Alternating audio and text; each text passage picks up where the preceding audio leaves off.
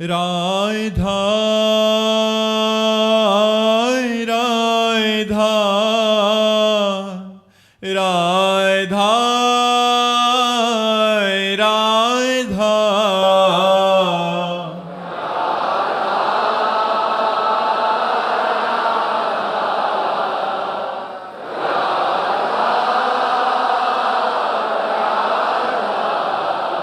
हाय राधा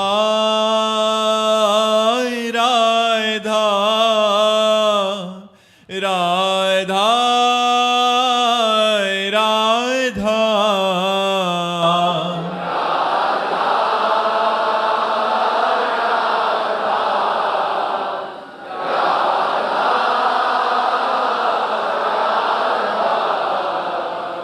राधा राधा राधा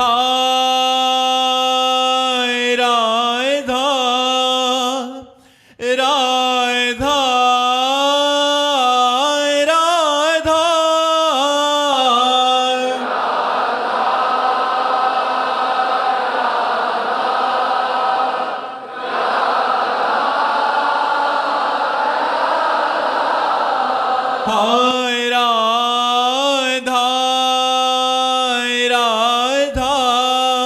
राधा राधा राधा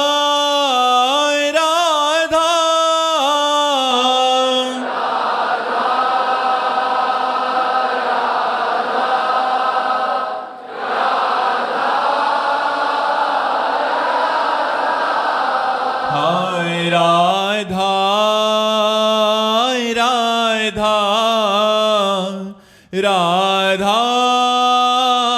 राधा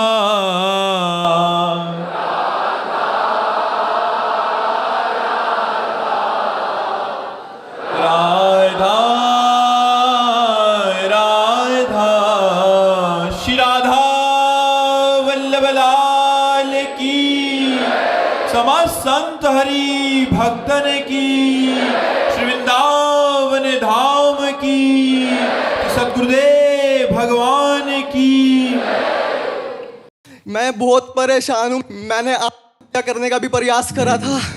मेरे माता पिता ने फिर मेरे को रोका। मैंने नाक बंद कर ली थी ऐसे, और मैं इतने ख्याल आते रहते हैं कि जिंदगी खत्म हो चुकी है।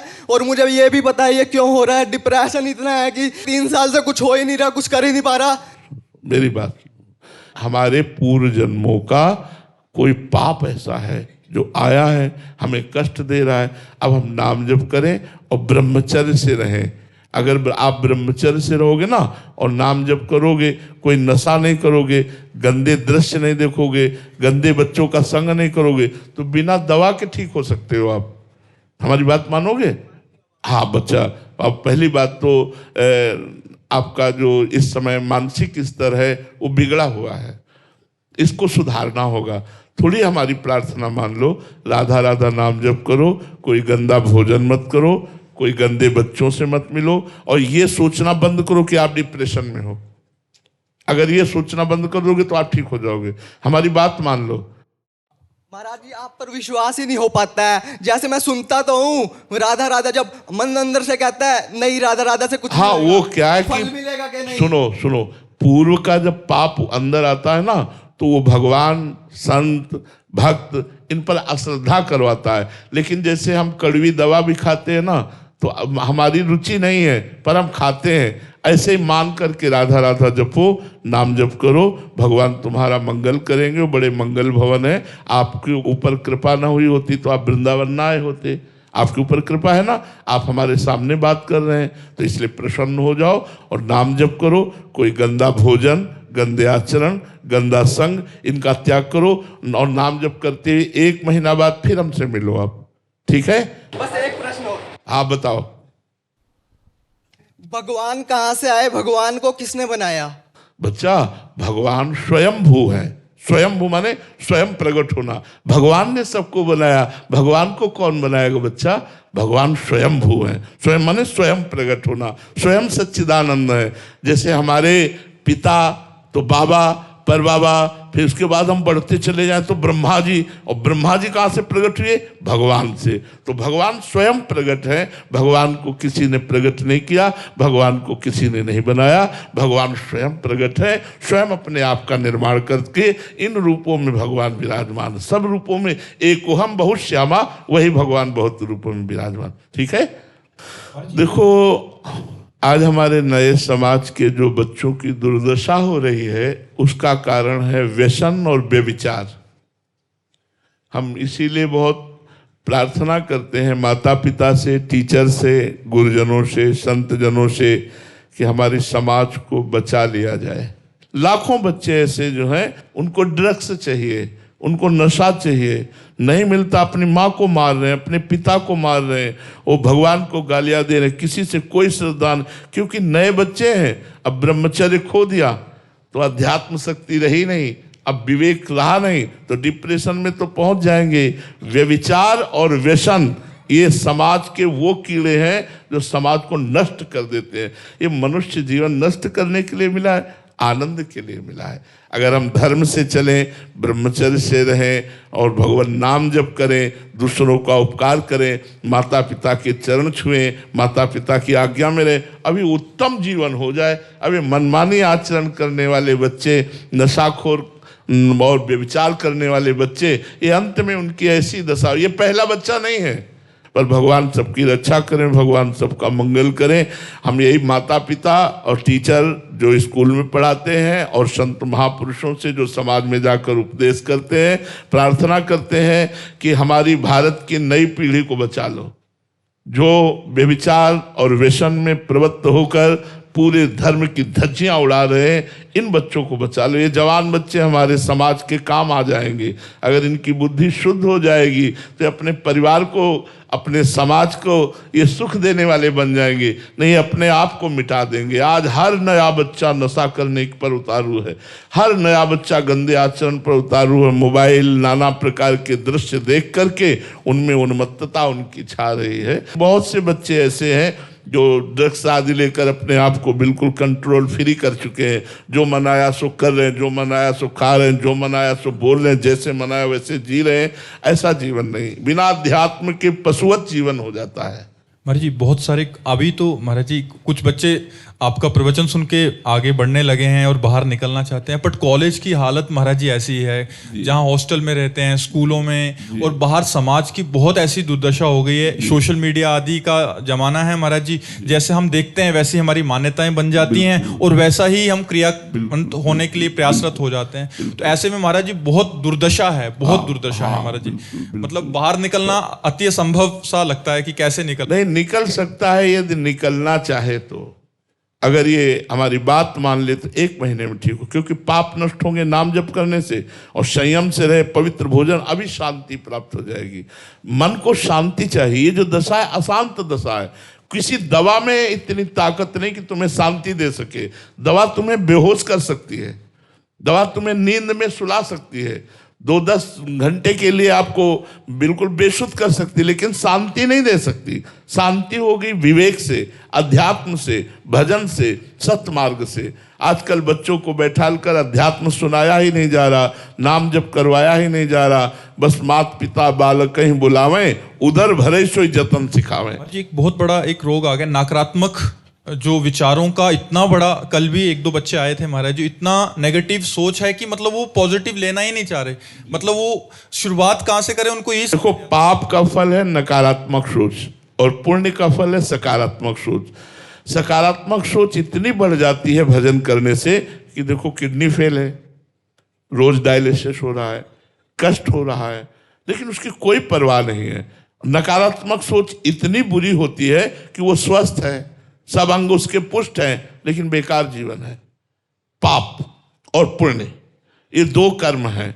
अब पुण्य कर्म करना नहीं चाहता, पाप कर्मों में रत है, तो निगेटिव सोच तो बढ़ेगी ही बढ़ेगी। फिर परिणाम में नकारात्मक सोच में न भगवान को मानेगा, न संत को मानेगा, न शास्त्र को मानेगा, दुर्गति को प्राप्त होता चला जाएगा।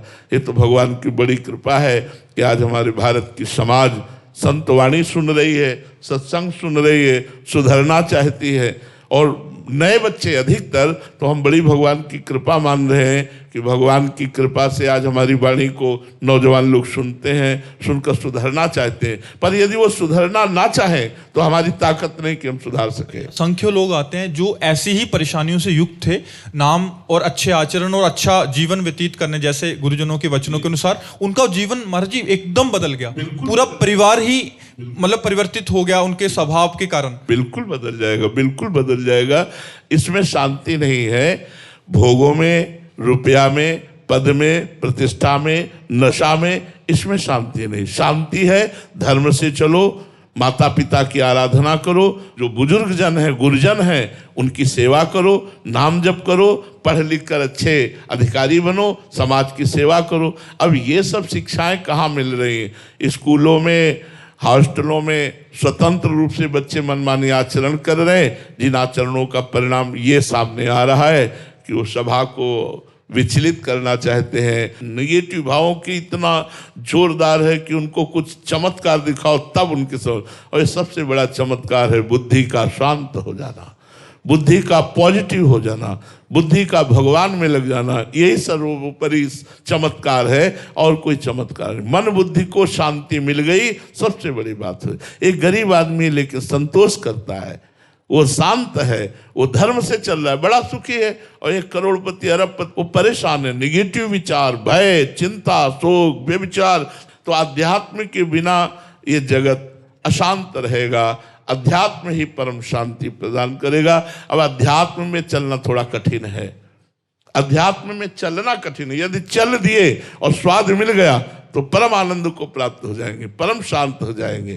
कुल सार है कि नकारात्मक ऊर्जा जो अंदर उत्पन्न होती है वो हमारे ही पाप कर्म है, अधर्म आचरण से, और पुण्य कार्य और जो अध्यात्म से चलने वाले व्यक्ति के अंदर एक सकारात्मक ऊर्जा। हाँ बिल्कुल, इसी से हर व्यक्ति को थोड़ी देर ही सही, हम तो कहते हैं 24 घंटे में यदि 24 मिनट आप भगवान का नाम जप करेंगे तो आपको शांति मिलना प्रारंभ हो जाएगी। आप खुद देख लीजिए, आपको आनंद प्राप्त होना शुरू हो जाएगा। आप खुद देख लीजिए, 24 घंटे में 24 मिनट समय दे दीजिए और आधार आधार आप जप कीजिए। आप देखिए आपका कितना परिवर्तन होता है। थोड़ा लंबे समय तक कीजिए। साथ तो दीर्घ काल निरंतर सत्कार सेवितो दृढ़ भूमि, दीर्घ काल तक निरंतर यदि आदर सहित नाम जप किया जाए तो चमत्कार दिखा। उसमें मन ना लगे तो महाराज जी, तो भी मन ना लगे तो भी हम भोजन पाते हैं, मन ना लगे तो भी पेट भरी जाता है ना।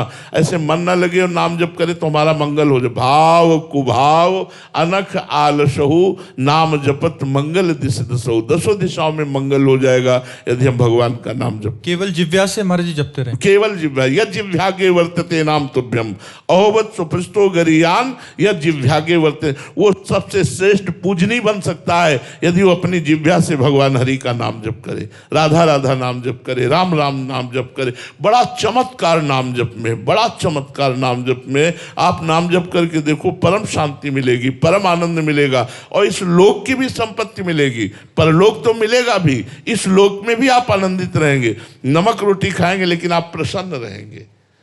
आप भले थोड़ा सा कम पैसे की जीवन व्यतीत करें, साइकिल से चल रहे हैं, थोड़ा वैसे कपड़े नहीं है, लेकिन आप अंदर से बड़े आनंदित रहेंगे। बड़ी बड़ी गाड़ियों से चल रहे हैं, अशांत हैं, जल रहे हैं, निगेटिव विचार, वासनाएं, चिंता, शोक, भय, ये सब खाए जा रहे। बिना अध्यात्म के कैसे बच सकते हो? अध्यात्मवान होना पड़ेगा। महाराज जी, बाहरी गाड़ी, मोटर, बंगला, यश हो जाना शांति का सूचक नहीं है महाराज जी। शांति अंदर का ही विषय है जी, और वो बिना परमात्मा से जुड़े नहीं प्राप्त हो सकती। बिना भगवान के जुड़े तब लग कुशल न जीव को, सपने हो मन विश्राम, जब लग भजत न राम को, शोक धाम तज काम। जब तक शोकों के धाम कामनाओं का त्याग नहीं हो जाएगा तब तक शांति नहीं मिलेगी। और वो तभी होगा जब आप राम राम राम राम, कृष्ण कृष्ण कृष्ण, हरि हरि आप जप के तो देखो। ये अमोघ औषधि है। जासु नाम भव भेषज हरन घोर त्रिशूल, जिनका नाम तीनों लोकों के समस्त दुखों का नाश करके, त्रिताप का नाश करके भव समुद्र से पार कर दे, अचूक औषधि भगवान का नाम है। आप जप करके देखो तो भगवान के नाम में पॉजिटिव पावर है। बड़े से बड़े विपत्ति में, बड़े से बड़े दुख में भी आनंद का अनुभव होता है। जब भगवान का भरोसा और भगवान का नाम होता है। और नहीं तो बड़ी से बड़ी संपत्ति में, बड़े से बड़े सुख में भी निगेटिव विचार खाए जा रहे हैं। कहीं ऐसा ना हो जाए, कहीं ऐसा ना हो जाए, कहीं ऐसा ना हो जाए। विविध प्रकार की नकारात्मक सोचों का नाश करने के लिए भगवान नाम जपना अत्यंत आवश्यक। इसलिए सब लोग जपो, अपने परिवार को बैठा कर थोड़ा भक्ति करो, थोड़ा नाम जप करो, थोड़ा बैठकर भगवत कथा कहो, जिससे उनके हृदय पवित्र हो, बच्चों का हृदय पवित्र हो। नहीं आज नकारात्मक सोच और गंदे आचरणों की तरफ वृद्धि होती जा रही। कलयुग है ना, युग धर्म का भी प्रभाव, कलयुग अपना प्रभाव दिखा रहा है, खूब जोर से दिखा रहा है जी। संजीव जी पंजाब से। राधे राधे महाराज जी। महाराज जी आपके चरणों में दंडवत प्रणाम। महाराज जी इष्ट गुरु और धाम में आसक्ति होना क्या है? अगर नाम जप कम हो रहा है मगर इष्ट गुरु जी धाम और लीला में आसक्ति है तो महाराज जी ऐसे में आसक्ति का तात्पर्य है चित्त का जहां आसक्ति हो उसके चिंतन परायण रहना। अगर धाम का चिंतन हो रहा है, गुरु का चिंतन हो रहा है, इष्ट का चिंतन हो रहा है, नाम का चिंतन हो रहा है, मंत्र का चिंतन हो रहा है, ये एक ही बात है। अगर चिंतन संसार का हो रहा है और आप कह रहे हैं हम इष्ट और गुरु और धाम में आसक्ति हो, नहीं मानी जाएगी। आसक्ति जहां हमारा मन स्थिर हो गया है, शक्ति नहीं रही मन की कि चलायमान हो जाए, उसे आसक्ति कहते हैं। हमारा मन वृंदावन का चिंतन कर रहा है, हमारा मन गुरुदेव की वाणी का, गुरुदेव के रूप का, गुरुदेव की चेष्टाओं का चिंतन कर रहा है, इष्ट के रूप का, इष्ट की लीला का चिंतन कर रहा है। बात एक ही है, नाम जप नहीं चल रहा, इष्ट चिंतन चल रहा है, गुरु चिंतन चल रहा है, धाम चिंतन चल रहा है। बात एक ही, चिंतन होना चाहिए। यदि चिंतन संसार का हो रहा है, चिंतन शरीर का हो रहा है, चिंतन भोगों का हो रहा है और आप कहते हैं हम इष्ट धाम और गुरु में आसक्ति, तो नहीं मानी जाएगी। वो आसक्ति का तात्पर्य होता है उसी का चिंतन होना जिसमें हमारी आसक्ति है। यदि विषय का चिंतन हो रहा तो विषयों में आसक्ति है, शरीर का चिंतन हो रहा तो शरीर में आसक्ति है, शरीर संबंधी रिश्ते नातेदारों का चिंतन हो रहा तो उसमें आसक्ति है। धाम, इष्ट और गुरु का निरंतर चिंतन होना ही आसक्ति और भजन है। सत्य प्रकाश दुबे जी गोरखपुर से। राधे राधे महाराज जी। महाराज जी मैं आत्मा और शरीर के बीच का अंतर समझना चाहता हूं, इसे कैसे अनुभव करूं? अज्ञान हट जाए तो अंतर हट जाए। आत्मा और शरीर के बीच का जो अंतर है वो अज्ञान है, अविद्या। अविद्या परवश हो करके, मैं का विस्मरण हो करके इस शरीराभिमान से हम पुष्ट हो गए कि मैं स्त्री हूं, मैं पुरुष हूं, मैं अमुक हूं, मैं अमुक हूं। ये अविद्या, ये अज्ञान जनित है। जहां श्रद्धावान लभते ज्ञानम तत्परा संहितेन्द्रिय ज्ञानम लब्ध्वा पराम शांति मचिरेणाधिगच्छति। जहाँ आप ज्ञानी महापुरुषों पर श्रद्धा की, सत्य शास्त्रों पर श्रद्धा की, उसका श्रवण मनन किया तो आपको शास्त्रीय ज्ञान प्राप्त हुआ कि इंद्रियों को विषयों से हटाओ, मन को संसार के चिंतन से हटाओ। तो तत्परा संहितेन्द्रिया, वो तत्परायण होकर के अपनी इंद्रियों को संयमित किया और जो ही इंद्रियों को संयमित किया, भोगों से रहित किया और शास्त्र का मनन, संत सद्गुरुदेव के वचनों का मनन, तो उसके अंदर शुद्ध ज्ञान प्रकट हुआ। जो ही शुद्ध ज्ञान प्रकट हुआ, शरीर और आत्मा का ये भेद जो अज्ञान था वो नष्ट हो गया। अब अंदर में सर्वम खलमिदम ब्रह्म ने नानास्ति किंचन, सब कुछ ब्रह्म है ऐसा अनुभव हुआ और परम शांति मचिरेणाधिगच्छति, वो परम शांति को प्राप्त हो जाता है। तो ये अज्ञान ही है भेद, अज्ञान ही है नानात्व, अज्ञान ही है देहाभिमान। ये संतों के सत्संग, शास्त्र, स्वाध्याय और खूब डट के भजन करने से अज्ञान की निवृत्ति हो जाती है, तो ही अपने स्वरूप का बोध हो जाता है। अभी हम लाख बातें बोध की करें, ज्ञान की करें, लेकिन हमारी स्थिति शरीर में ही है। हम शरीर को ही अपना मैं मानते हैं। शरीर के सुख दुख को, शरीर के मान अपमान को, शरीर के लाभ हानि को ही हम अपना लाभ हानि, मान अपमान, दुख सुख मानते हैं। जब अज्ञान निवृत्त हो जाएगा तो कोई प्रभाव नहीं पड़ेगा। मानापमानस तुल्यो, तुल्य निंदात्म संस्तुति। मान अपमान में समान, स्तुति निंदा में समान, लाभ हानि में समान, उसकी सम स्थिति हो जाएगी। ये अज्ञान के कारण ऐसा होता है। महेश प्रजापत जी पाली से। राधे राधे महाराज जी।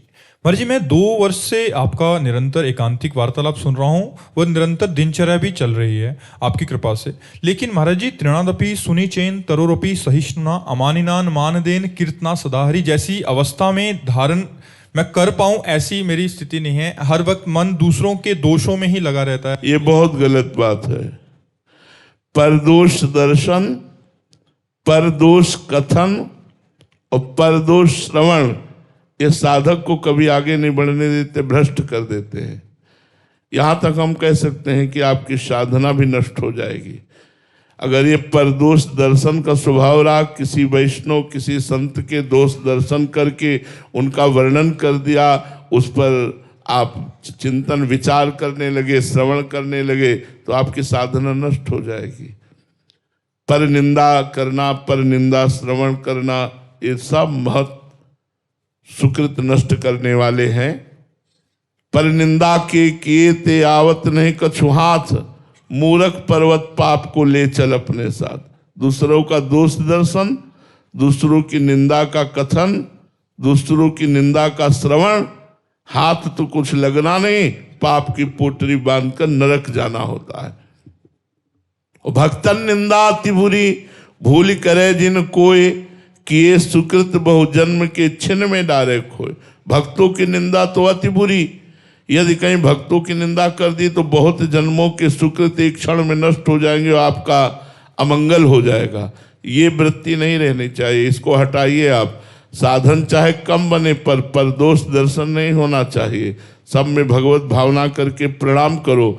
सब सतोगुण, रजोगुण, तमोगुण की प्रेरणा से कर्म हो रहे हैं। अंदर में अंतर्यामी परमात्मा बैठा हुआ, उसको देखो, क्रियाओं को मत देखो। सबका परम कारण परमात्मा है, इसलिए उसी को नमस्कार करो। चाहे क्रूर हो, चाहे पापी हो, चाहे दुष्ट हो, चाहे महात्मा हो, सब में एक ही प्रभु विराजमान है। ऐसी भावना से दोष दर्शन का नाश करो। आर्ची बत्रा जी। राधे राधे महाराज जी। गुरुदेव, आपने तो बहुत छोटी अवस्था से ही नाम जप का अभ्यास शुरू कर दिया था, इसलिए आप बीमारी में भी नाम लेते रहते हैं। पर जिसका जप बहुत कम है और जो शरीर के दुख में उलझकर जप भी उतना ना कर पा रहे, पीड़ा वश, वे क्या करें महाराज जी ऐसी स्थिति? आश्रय तो ले सकते हो ना। हे प्रिया प्रीतम, आपके सिवा हमारा कोई नहीं है। हे प्रभु, मैं आपकी शरण में हूँ।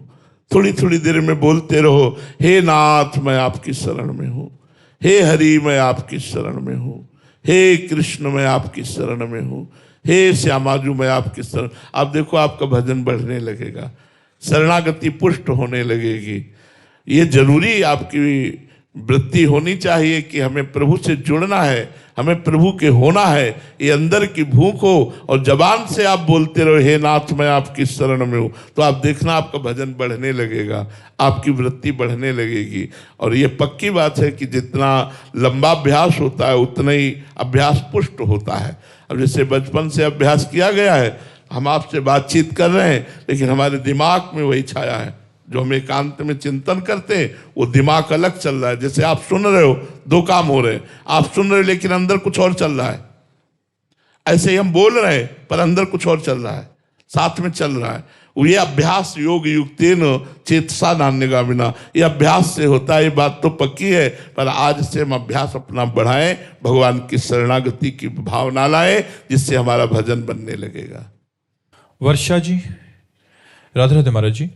महाराज जी, आपने सत्संग में कहा था कि बोलने की इच्छा भी ना हो फिर भी अगर आप व्यवहार में हो तो बोलो और स्वयं को गुप्त रखने का प्रयास करो, परंतु गुरुदेव जहां देखो व्यर्थ वार्ता में लगे लोगों से ही सामना होता है। ऐसे में संतुलन बनाना बहुत कठिन सा हो रहा है। कहीं 4 लोग शामिल होते हैं तो प्रपंच की वार्तालाप ही होती है, अगर उठ के चले जाओ तो शरीर संबंधी या लोग अपमान मान लेते हैं कि महाराज जी ऐसे में सबको प्रसन्न रखना बड़ा कठिन सा हो रहा है भजन मार्ग पे। अगर आप संसारिक वार्ता करते, घर गृहस्थी की वार्ता करते, परिवार संबंधी वार्ता करते, अब नाइन रहे हेमा ठौर, अब हमारी जगह नहीं रह गई। पर हम आपकी बात सुनेंगे, हम शांत बैठे हैं चुपचाप, ना दृष्टि देंगे और ना हाँ बोलेंगे। हमारा मंत्र चल रहा है, नाम चल रहा है, बैठे हैं, बोलते रहिए आप। चिड़ियाँ चहचहा रही, बस ऐसी आवाज सी आएगी, हमारी पकड़ में कुछ नहीं आएगा आप क्या बोल रहे हैं। तो परमार्थी को ऐसा रखना चाहिए अपना व्यवहार। मान लो पति है या सास है या ससुर है या परिवार के जन है, वो बात करना चाहते हैं और हम अगर बात नहीं करेंगे तो फिर विरोध पैदा हो जाएगा। तो घर गृहस्थी में थोड़ा सा अपने को ढील देकर नाम का आश्रय लेकर थोड़ी बात कर लेनी चाहिए। ज़्यादा प्रपंच में चित्त नहीं देना चाहिए, उनको बोलने देना चाहिए, अपना सुनना चाहिए। बीच बीच में अवसर मिले तो अच्छा, हाँ वो समझने बहुत अच्छे से सुन रहा है और नाम जप करते रहना चाहिए। अंकित अग्रवाल जी यूएसए से। राधे राधे महाराज जी।